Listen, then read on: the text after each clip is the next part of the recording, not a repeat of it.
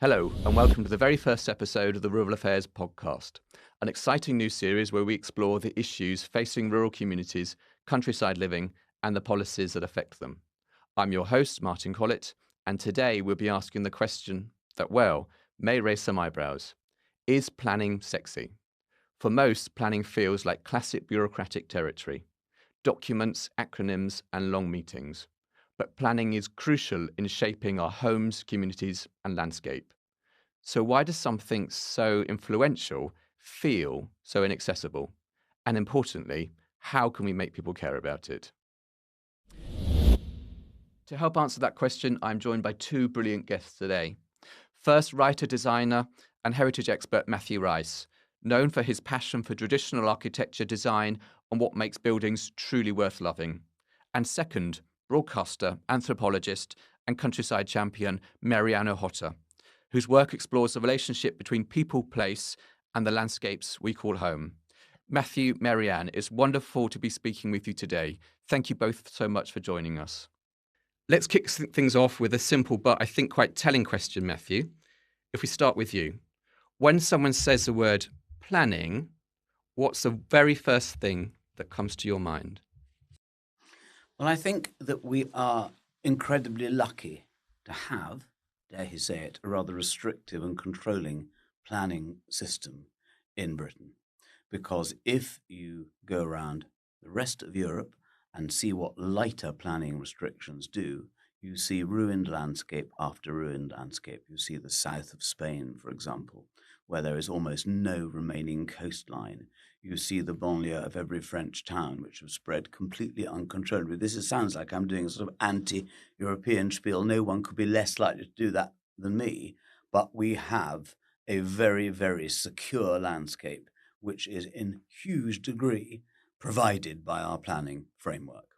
So I think that, first of all, it means safety, and it means the protection of something which economically is a massive asset for Britain.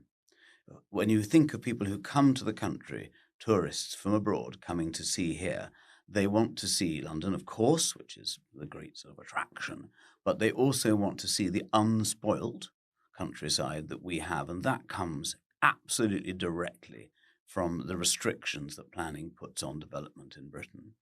And I think that beyond that, we also have got the beginnings of a planning system that might help people build better. There is a problem, which is that it's predicated on a sort of series of negatives. So you can't do that, you can't do this. And there are some sort of headline bugbears like newts, of which there are quite a lot anyway, or voles, of which there are absolutely millions. And people get very sort of caught up in some rather superficial headline problems. But in general, other than the fact that it's absurdly and ludicrously underfunded, we have a planning system that's dedicated to trying to keep Britain beautiful. Part of the answer there was about protection, conservation, keeping settlements looking as they have, and part of the answer was about sort of growing as well. I mean, quite often the first interaction that somebody has with planning is where they're being told they can't do something, or they're reacting to something happening sort of near them as well. I mean, in terms of the general sort of public, do you think they share the same perception of planning that you've just described? No, I mean you've basically said the two things that people first come across. They're not allowed to make their kitchen 8 foot longer, and they're about to have 200 new houses which are not very well built by a not very good developer in a field immediately behind their house, which they bought because of the rural view. So those two things, one of them is much more sort of macro in planning issue than the other, are things that just appear as negatives from the point of view of most people living in a village. But look beyond that and see the kind of guidance that's being offered in terms of how do you build in a way that is sympathetic. I mean, you said there's these two different things, keeping it the same and changing it. I am not interested in keeping it the same. I want things to grow. I love villages getting bigger, and I think that's massively constructive for the economic sort of vibrancy and structure of a small village to make it grow by 200 or 300 people. If as long as you've got the road and the school and the doctors, or maybe it gives you another doctors, who knows? There are all sorts of things that are big positives. But where it goes wrong, I think, is if what's built is so unsympathetic to what people hold dear in a place that it begins to destroy the very thing it's camping on. And that's a place where correctly managed planning can be hugely constructive and really can help do that right. So you're talking about the design, the vernacular, these things that particularly I know interest you, Matthew. And obviously we collaborated back in 2024 on a good design guide, looking at sort of rural areas, thinking actually about how things can be done in the right way, so they look and they feel like they belong, as well as being sort of inventive in the way that the houses are being sort of constructed and designed and built, and importantly lived in by people as well. How do we engage with planning, with that framework, that rules based approach, to make sure actually that's what we get as a product from planning policy as well?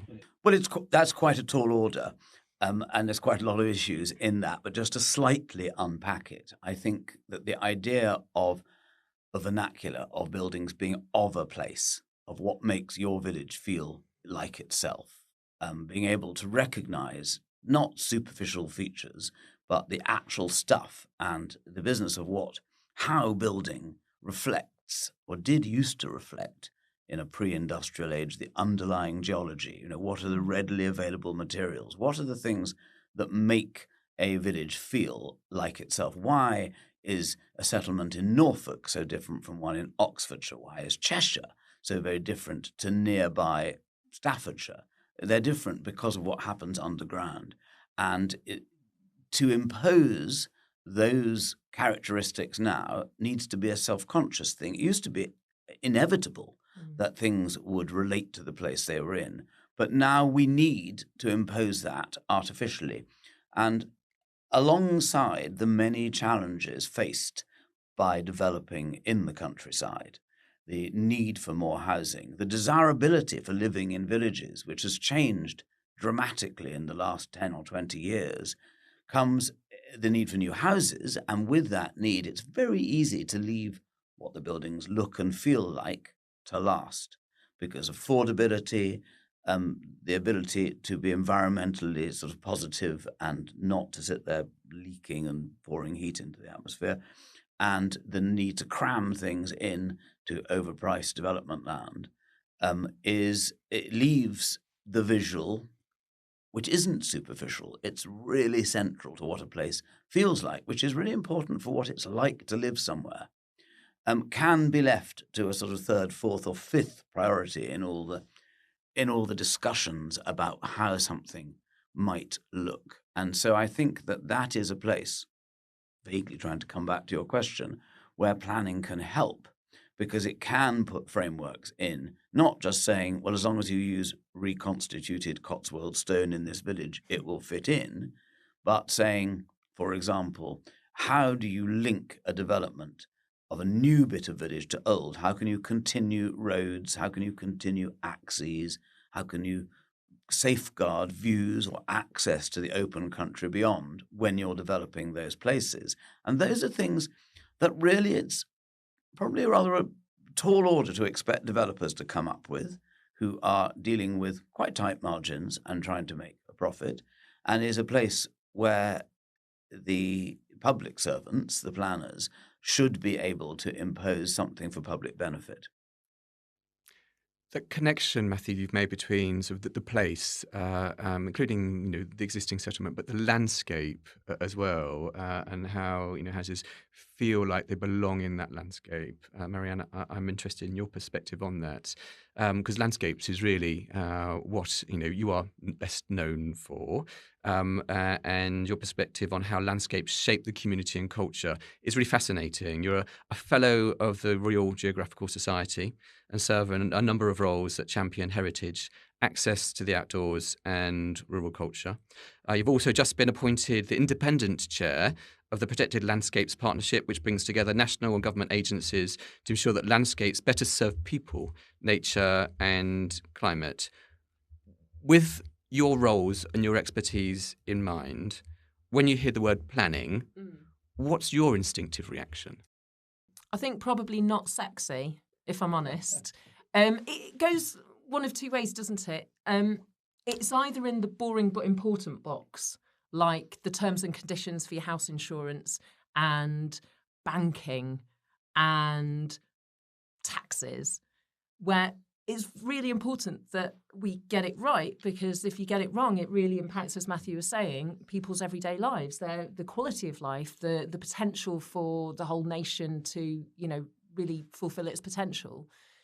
But it is at times technical. It's massively full of jargon. I never really engaged with planning until I became president of Campaign to Protect Rural England, CPRE, and suddenly kind of did this, steep learning curve, but constantly had to stop people and say, I'm sorry, I don't know what you're talking about. What?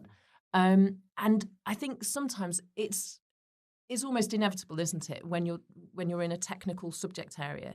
But I think it's very telling, because it means that planners only ever talk to each other, or those departments in a government only talk to each other. And you think, actually, if the people in the Ministry of Housing, communities and local government had to talk to the people in the Ministry of Health and had to talk to the people in the Ministry of Education, they would quickly realise that they needed to explain those acronyms, because no one knows what they're on And about. also, jargon is just self-importance by another name. Yeah, it's It true. really is. Absolutely There's true. absolutely no need for anyone to speak in jargon, and one should guard against it all the time. And you're right, it's a silo mentality that lets you do it.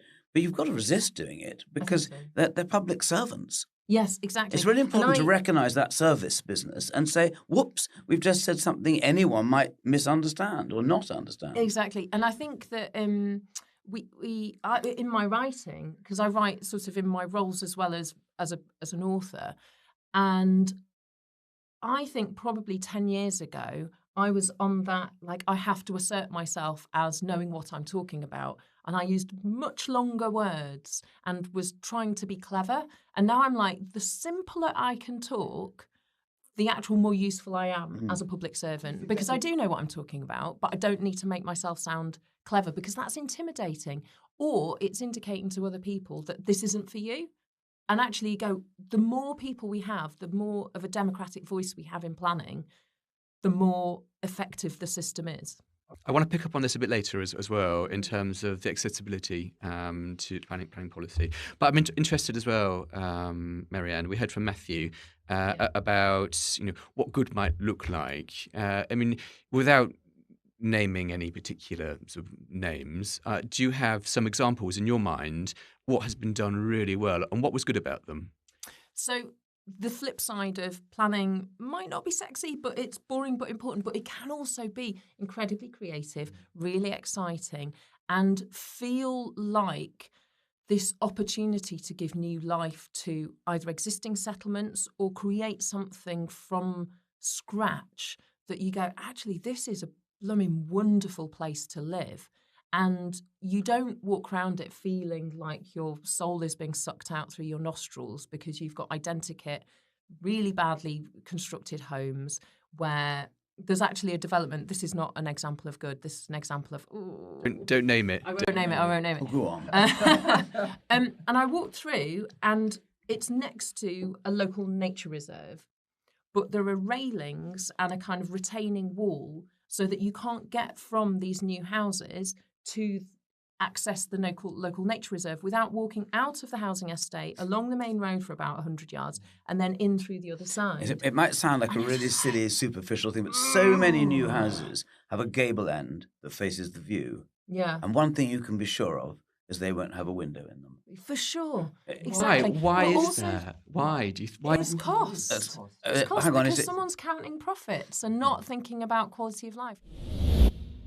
Just wanted to Yeah. move on a little bit and focus on landscapes still, because we're Yeah. talking about houses, which most people will think about when they're thinking about planning. What can I do to my house? Where are new houses being built? Because planning is much more than that as Yeah. well. It is about sort of employment. It is about the landscape and how we use the landscape. And obviously, there are some sort of risks around that because the landscape is changing. And land is finite. That's And the land other is thing we have finite. to remember. They're not making it anymore. That's why it's expensive. But that's why I think as well as holding that as a kind of a central guiding principle, how do we use this precious resource well for the benefit of everybody, for now and future generations? So that idea of being a good ancestor, because if you're building a home or a house, building a town even, we've got new towns, getting spades in the ground by the end of the Parliament, hopefully. You're not doing it just for the people who are going to live it in 2 years' time. You're hopefully doing it for people who are going to be living there in 200 years' time. I think another place that planning can sort of click in as a very positive thing at that point is trying to get a slightly more holistic view of what a development is supposed to do. And the link between housing and transport is the key bit in that if you develop in places with poor transport links, you are just creating a massive problem. Yeah, And it's just more you said don't name. I will communities, name a good thing, which is a lot of development in the not particularly attractive town of Didcot, where I think in between 3,000 and 5,000 new houses have been built in something called Western Heights. And it is fairly standard commercial housing development on a place of low landscape value and within an easy bike ride of a railway station that takes you into West London in 34 minutes. And that is a place, that is a recognition led by planning at a county and even at a national level that recognises an area that genuinely merits major development because all the stuff to do with its infrastructure is constructive and not destructive. And I think that you see that in various places. And the sort of outbreak of parkway stations, I live near Oxford. Oxford Parkway is another example. It's a station that has been built in an area that will be developed as an extension to Oxford. That's a kind of wraparound thinking that planning needs to do. That's very different from saying, can we squeeze 200 houses on the edge of a village that's connected by B roads to an A road that's very congested already, that's already an hour from anywhere where jobs are? Because people will say, yes, we must have rural housing for people who want to live there. And we all know that people now work much more from home. People can work more part-time. But a proper transport connection for houses must be the most sort of humanly sustainable thing you can be after for people when they're developing. I think for me, particularly in rural housing, in that conversation, we have to think of it as, no, hang on. We have to go back one step. When I think most people are talking about the housing crisis, they're talking about an urban housing crisis. They're not actually thinking about what rural areas need. And it is a rural housing crisis, but it's also an affordability crisis. And the ambitions that, I know, to kind of remain apolitical, the ambitions of successive governments around what constitutes social housing and how much we as the kind of collective, the citizenry, the nation, should demand of those house builders to say, well, it might not be the most convenient for you to develop this brownfield site near to a train station in a town centre. It might not be the most convenient for you to be able to build only, 74% of your executive 4 and 5 bedroom homes, but we also require you to do tenure blind social housing that doesn't look like some crappy ghetto next to the bins round the back, but actually it looks just as lovely and just as engaged and connected and with as many views of the playground and the mature trees and good access to all the places that you might want to access from that new settlement or that extension. You kind of go, we need to demand that of them because they're not going to do it just for fun. And I think this brings us back to the the crux of the conversation as well. That really, if we're going to demand that, then local communities and the wider population have to engage with planning to say this is what's important to us. This is Yeah. what we But I want. think that, that segues into the whole local plan idea. Mm. And if there's anything more futile and frustrating than a powerless talking shop, I don't know what it is. And That's a bit unfair. no, well, I didn't say that was a powerless thing. I just, in general, a powerless Okay. talking shop is a real waste of time. And so when you go outside the conventional sort of power structure within a system like planning, you have to work very hard to give that either credibility or any welly. And you also have to work very hard to get any kind of buy-in or commitment from people locally, because if it feels like it's going to be a waste of time and you'd be better watching telly, then people will watch telly instead, quite rightly, or go to their garden or do anything else. And I think that, just to what you said just now, getting engagement in what people actually want is important. But to make that happen, you need to design the kind of forums that make people feel listened to. And if And actually listen to the people rather than just make them feel listened to, because there's many. Well, that's a talking shop. And if people at the beginning of a development, they say, okay, we've had a meeting, we've talked to everybody about it, and then everything is ignored, which is quite frequently the case, then people won't want to go to another one of those because they will need a bit more. And actually they're angry. Yeah. And then you've got more division and more of that sense of these people are being done to us, or this thing is being done to us, or those incomers, they're part of the problem because I didn't want those houses anyway. And you actually think the people who live in those houses are the people who are the teaching assistant in the local school. They're the people doing door-to-door home caring. They're the people working in the big agricultural arable fields that Matthew so loves to look at. Not many of them, but yeah. But and actually you kind of go, those people are central to this functioning as a community. I need to move us on. Move us on. I've actually got the official definition of planning here, the plain English guide to the planning system. It says that planning ensures that the right development happens in the right place at the right time, benefiting communities and the economy. It plays a critical role in identifying what development is needed and where, what areas need to be protected or enhanced, and in assessing whether proposed development is suitable. Keeping that in mind, I don't think there's anything remotely sexy necessarily about that. But one of the elements that we've both picked up on, you both picked up on in conversations, is around sort of inaccessibility. Whether that is the local plan, the local communities not engaging with that when they critically should, or at national level as well. Mary Ann, you've made reference to all the acronyms as well, the MPPFs, the LPPs, neighbourhood plans, etc., which means nothing really to the public until actually they need to understand them there. Do you feel there's some intent to that, or do you think it's just a byproduct of the way that the planning system has been sort of shaped and formed and implemented?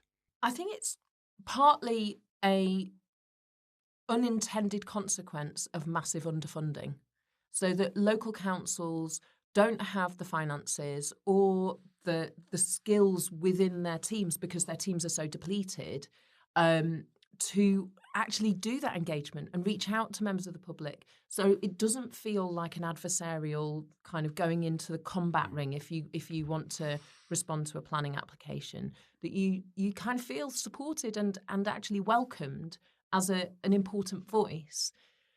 And the other thing is that outreach to communities and sectors of communities who wouldn't necessarily feel like it's the thing for them.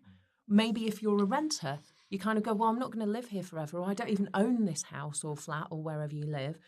So why would I have a say in a local plan? Or I'm really worried about the cost of living. I'm worried about my caring responsibilities. I haven't got time for this. Those voices still need to be part of the conversation, but that needs money to support. That needs money to enable that. It doesn't just magically appear. And what you end up doing is you've got communities with greater amounts of social capital, political capital, and like just hard money, who, whether are retired professionals who feel confident navigating 200-page documents, who are happy, sort of sitting in those rooms with people they don't know and holding their own. And you go, those can't be the only voices in the room because they are not representative, and we need to do better. Those quiet voices, Yeah. and I see this day in, day out when we're going and working with communities. We see the retired barristers, we see those with time on their hands and influence, seeking to sort of engage with us about what we're doing. But what I'm most interested in is the quiet voices, those who actually were genuinely trying to sort of engage, those who genuinely are adding value to the countryside as well. Matthew, how do we bring those quiet voices in? I think we need to find a way of getting the people who are articulate and who are confident to interact with the people who aren't and to genuinely listen themselves, because they've got more time than the planners. When we were talking just now about the underfunding, which is a colossal and probably the most important issue in why planning isn't working, I think you imagine how many potholes there are on every journey you do in your life, and then try and work out how many of the telephone calls to a district council or a unitary council are to do with potholes. And then you realise how hard it is to get through to the planning office. That's if there's anyone in. And I'm not being silly about that. It's an actual fact that councils have a huge amount of concerns. They deliver care, they deliver education, they deliver pothole mending. And so if they're delivering planning as well, it's hard for that to get the shout out. I also, just slightly slipping back into what you said about making planning sexy. Sexy means feel good. And planning is about making the places we live feel good. It's completely sexy. I don't have any issue with that as an idea, because it's how do we feel easy? How do we feel happy in our skin in a place? How do we feel confident? How do we feel safe? And those are all exactly what making planning sexy is about. It's making it do all those things. So I don't think it's an oxymoron to say, is planning sexy? I think it's essential that it is. Make it sexy. Make it sexy. Does that come back to the design then, Matthew, again? I think it comes back to something broader than that. I think it comes back to joined up thinking about how to develop places. And that has to start bottom up. That has to start saying, what do people want to live in? How do they want to be? How do they want to feel? Do they want to walk to the co-op in their village? Or do they want to get a bus to Sainsbury's on the edge of town? Or do they want to get things delivered to their house? Or what does it feel like to do that bit of their life? Do they want to be near their mum? Do they want to be near other mums with children? Do they want to be able to walk to school?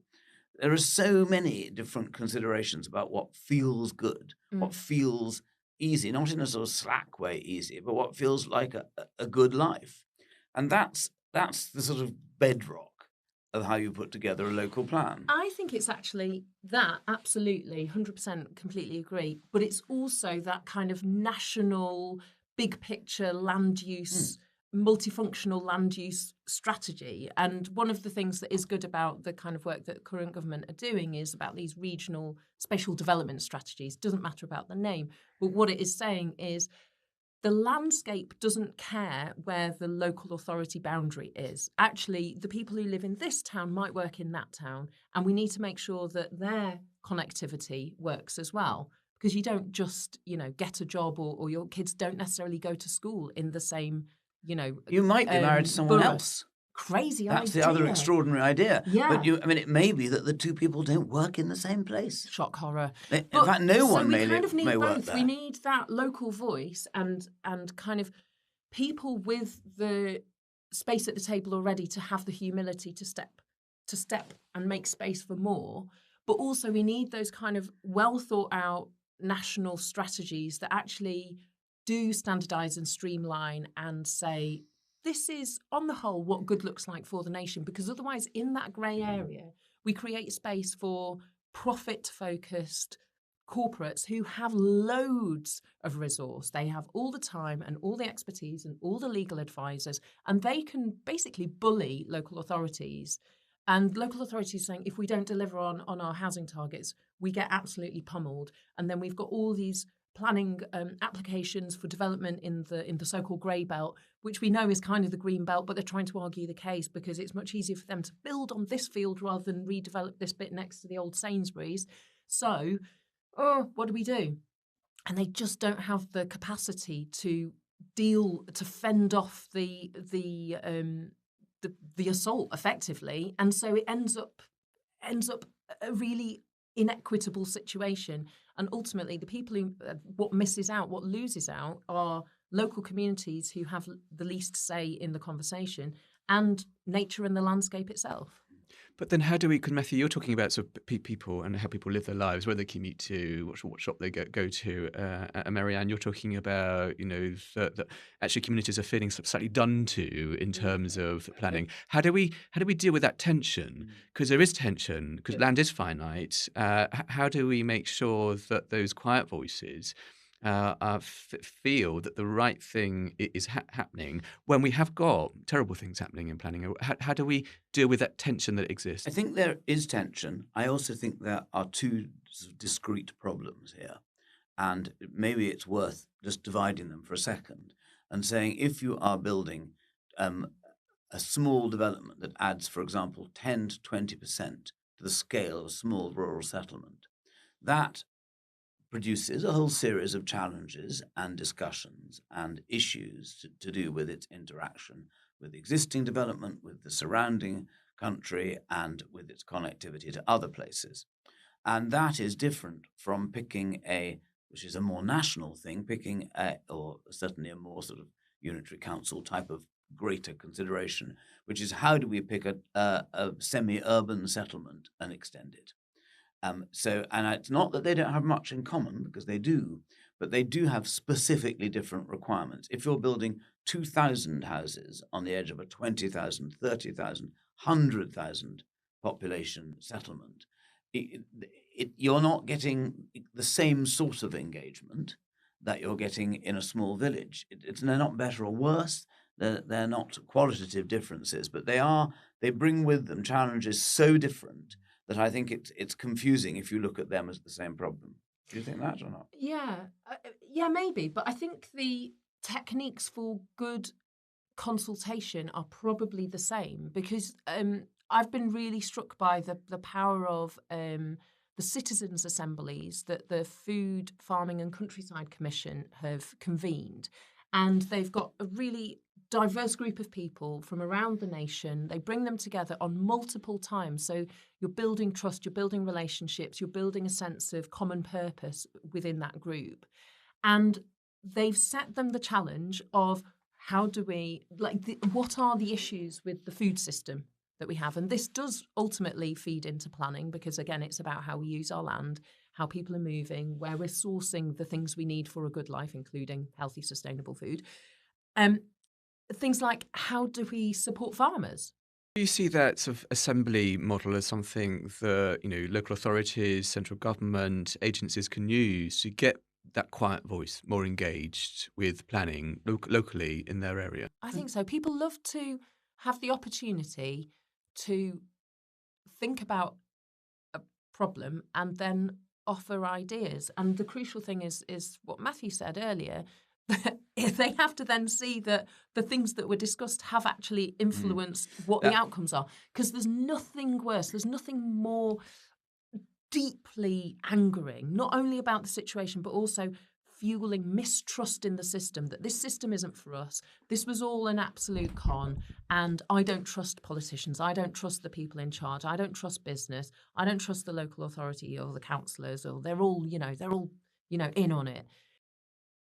I totally agree with all of that, but from a totally different approach to this, which is to do with architecture and intellectual thinking about how people might live, which is that most of the large developments that take place in Britain take place without architects. And it's an astonishing thought that if you were building a school, or heaven help us, a library, or a university, or a college, or all sorts of other things, you would expect to employ the highly sophisticated minds of a group of architects who would try and work out what would make a place that was best to work and live and operate in. But if you are building something which has potentially more impact on more human lives than that, which is a development of 300 houses, how is it reasonable that no creative brains are involved in doing that? Now, that's not a planning issue. That's just that, well, it could be, but it isn't currently. But it's just the nature of untrammeled large commercial development that there are individual models of house that a developer uses, and those are put on a CAD system into the most economical land use on that thing. And in that are inserted a place for frogs and a place for, I don't know what, dogs to walk, whatever it is. But I mean, there are little tiny little bits inserted into that process. But it's to me a very extraordinary disconnect. We spend absolute millions of pounds training architects in Britain and every other country to think really carefully about human lives and buildings. And then we cast that completely aside and say, but you know what? It doesn't matter for houses because they don't matter. Yeah. I need to move us on again. And this is a slightly mischievous break we're going to take from talking about is planning sexy. It's a segment we're going to use on each of our podcasts. And I want you just to imagine something. The phone rings and it's the Prime Minister. He's been having a bit of a tough time, he tells you.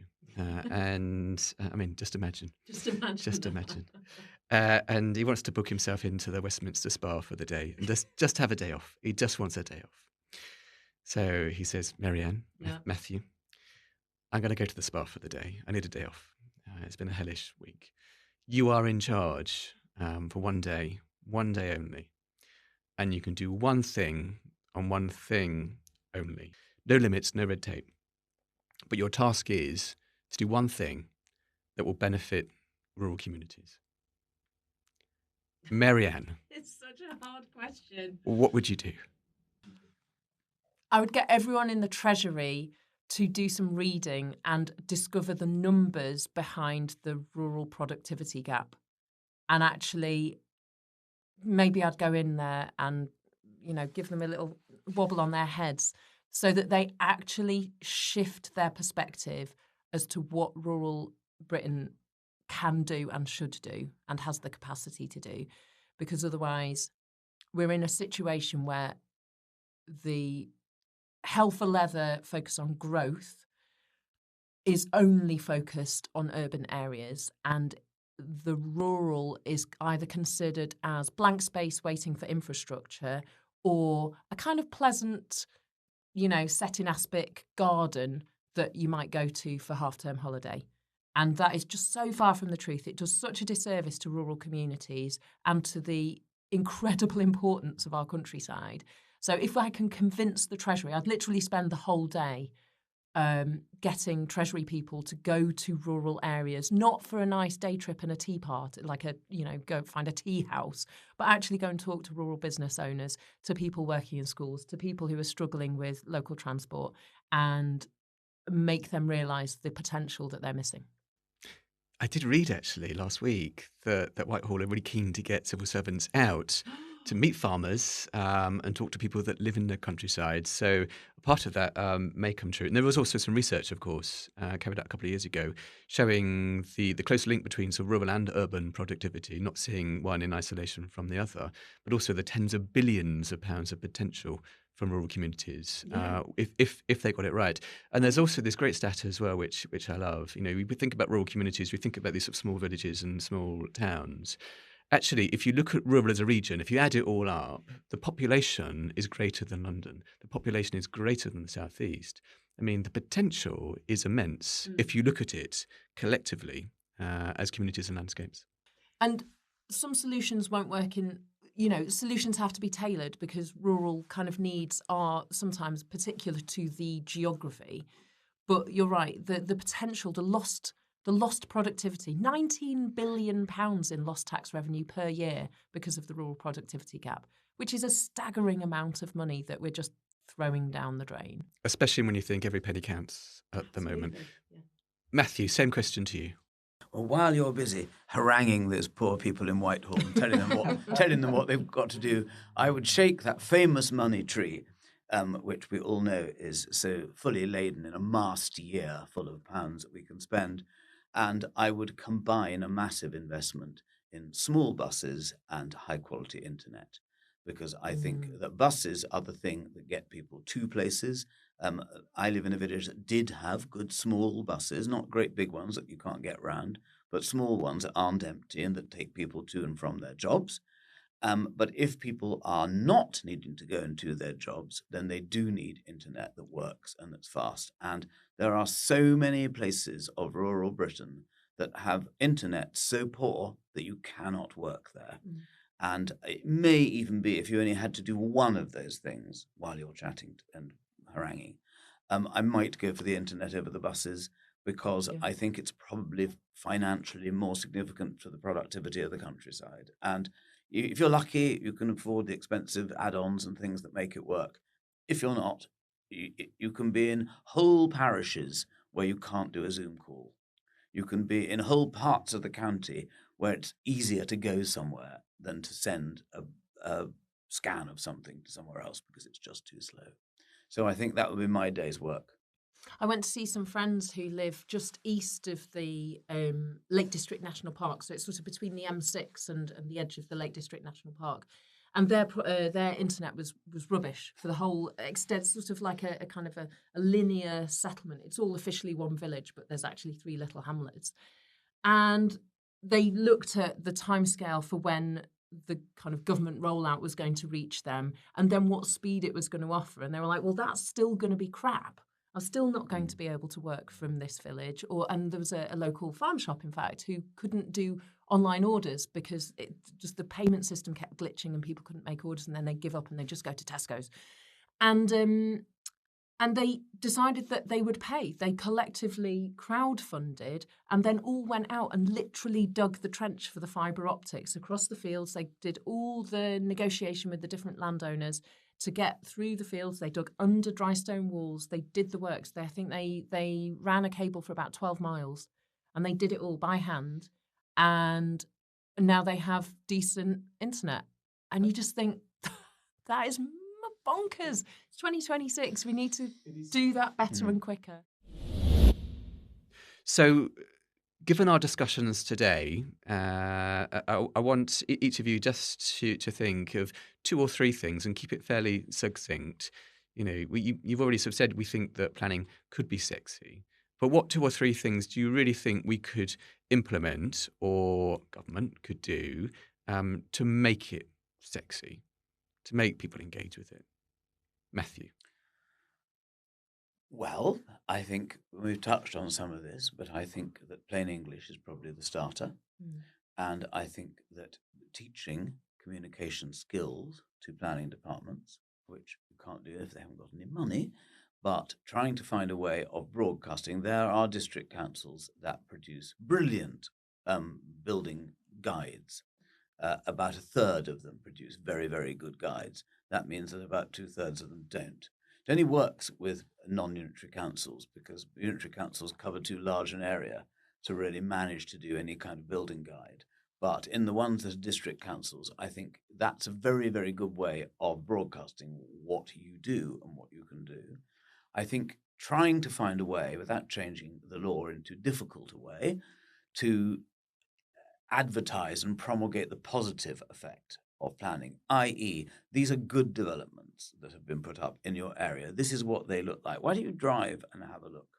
Why don't you go and see what those things are like? And I think that finding ways of saying this is what is good about where you live and putting in planning departments people whose interest is in local building. And I don't just mean historical sort of vernacular, but I just mean in examples of what's good, of success in an area. So I think communication is probably the first thing that you would do, and having kind of shining examples of where it works. And I think perhaps, I mean, it sounds, as ludicrous as anything else we've talked about, but having some kind of planning open days in places where you might get a planning. There is a slight catch. I'm not sure how politically inept this is. We'll just try it out and you can edit it away when time comes. But planning happens in 2 parts. It happens with civil servants who work for a council who are either educated in planning or quite often not. And on the other hand, you have elected members of councils who are on planning committees. My little evidence of it, I think the level of ignorance of the things we've talked about in planning committees of elected members in district and county councils. I don't mean that as if they want to be ignorant. There's the lack of education in that area means that quite often you've then come across this quite strange wall of a completely inexpert group of people, quite old, quite set in their ways, perhaps in several places, who are a big blockage to creative planning, and so consequently, perhaps a blockage to your aim to make planning sexy. And I think that looking at that system a little bit more and saying, okay, who is making these decisions? Is it actually an elected group of inexpert people? Or should we vest in our planning departments the ability to make those decisions? Now, is that unacceptable? You know about these things. No, I agree with you. You do? I do. Oh, good. 3 ticks, 3 That's green good. ticks Well for me. done. Well done. Well done, you. Yes, thank you. Well done, me, exactly, yeah. No, but I think that's never, it's not talked about, but I think it's quite a big problem. Should we just talk about, before we go on to you, Mary Ann, and your three things that make planning sexy? Matthew, what you've touched on really there, I think, is the politics of planning. How some of the decisions are being made in a way which isn't necessarily the experts, the architects, the planners, etc. It's the permission route. You might have a really dangerous. Okay, just thinking about it as the politics of planning for a minute. My neck is now on the block for saying a series of completely unacceptable things, something I'm capable of doing.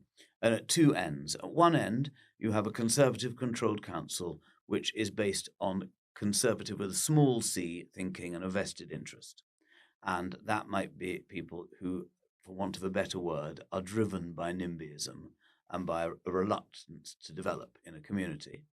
And another council, which might be green-controlled, might be completely driven by the desire to build in a more responsible and ecologically friendly way.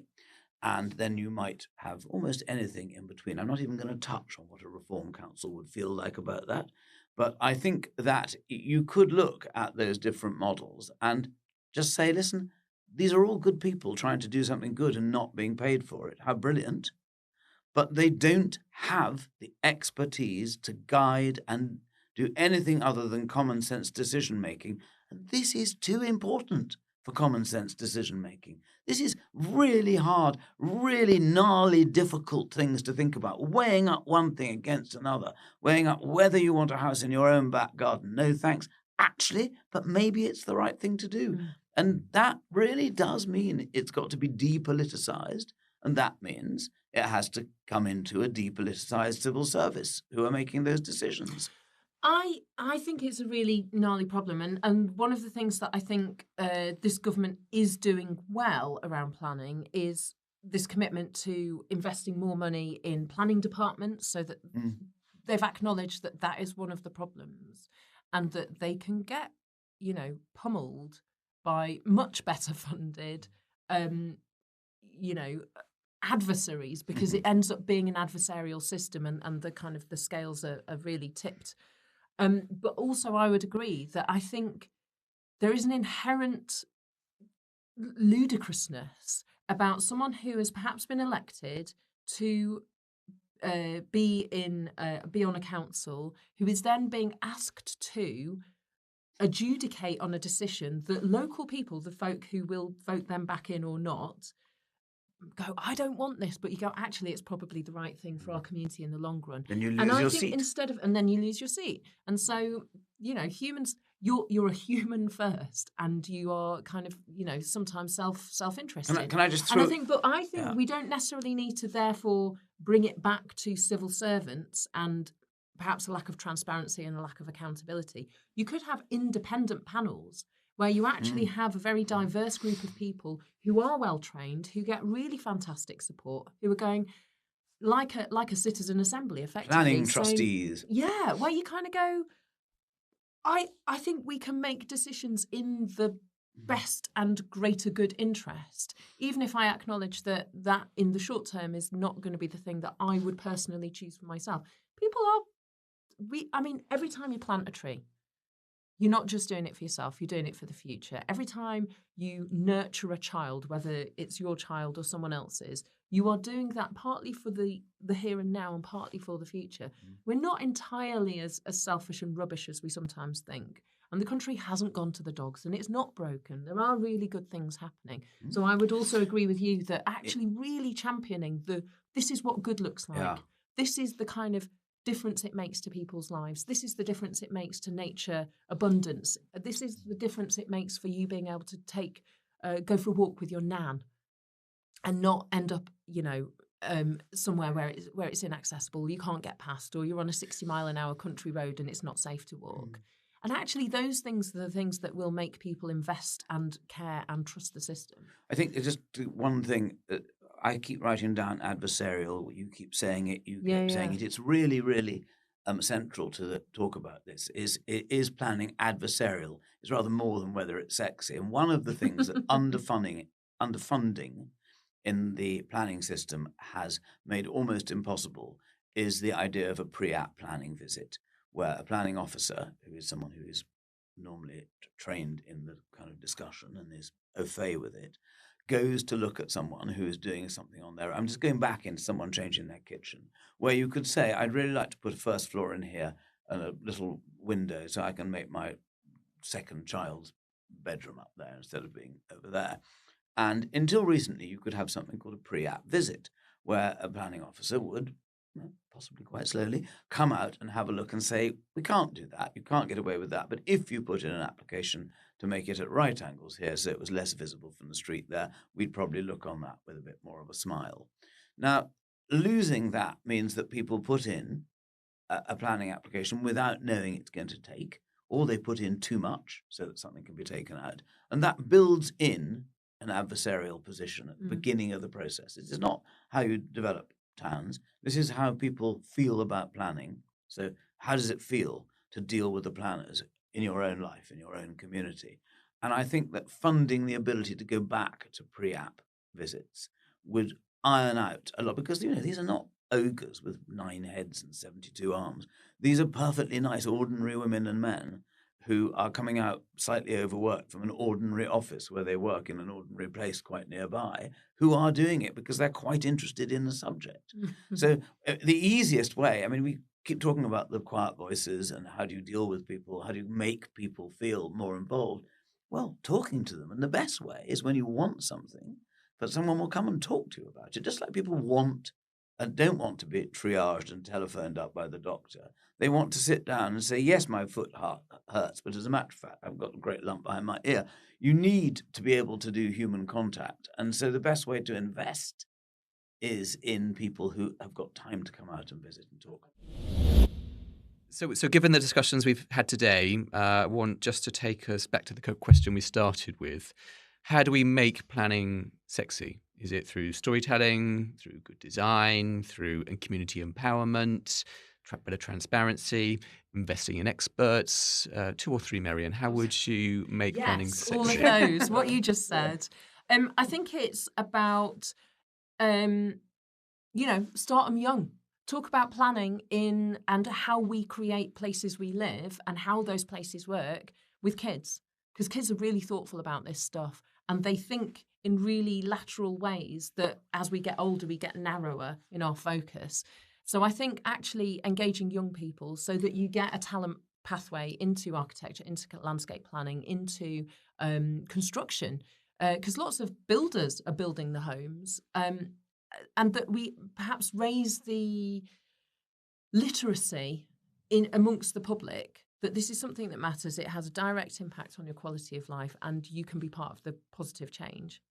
And then I would say it's also about storytelling, what Matthew was picking up on, building on excellence of experts, building on democracy in terms of voices that are coming into the conversation, but then actually telling stories about what good looks like when you're talking about a place, why this development is good, how it works, what it's like to live there or work there or visit, and telling the story both in the micro scale, this person's home in this village, in this county, and then the macro scale. What is it that we're doing with our land for now and for the future? Well, that brings us to the end of the very first episode of the Rural Affairs podcast. And what a conversation to kick things off. Matthew, thank you so much for sharing your insights, your passion for good design, and your ability to remind us that the built environment is something we should love, not just live in. Your perspective on how beauty and craftsmanship can transform the way we think about planning has been genuinely inspiring. Thank you. And Mary Ann, a huge thank you to you as well. Your deep understanding of people, place, and the stories held in our landscapes has added genuine richness to our discussions today. You have a way of grounding these big planning questions in real human experience, and that's exactly the sort of thinking we need if we're ever going to reconnect communities with the decisions that shape where they live. To both of you, thank you for your time, your expertise, and your generosity today. It's been an absolute joy and privilege to have you on our first episode. And to everyone listening, thank you for tuning in and supporting the very first episode of the Rural Affairs podcast. We're incredibly excited about our journey ahead, exploring the issues, opportunities, and passionate people shaping rural Britain. If you've enjoyed today's episode, please subscribe, recommend it to others, and to join us for future conversations. We've got some great topics and great speakers lined up. Again, I'm your host, Martin Collett. Until next time, thank you very much.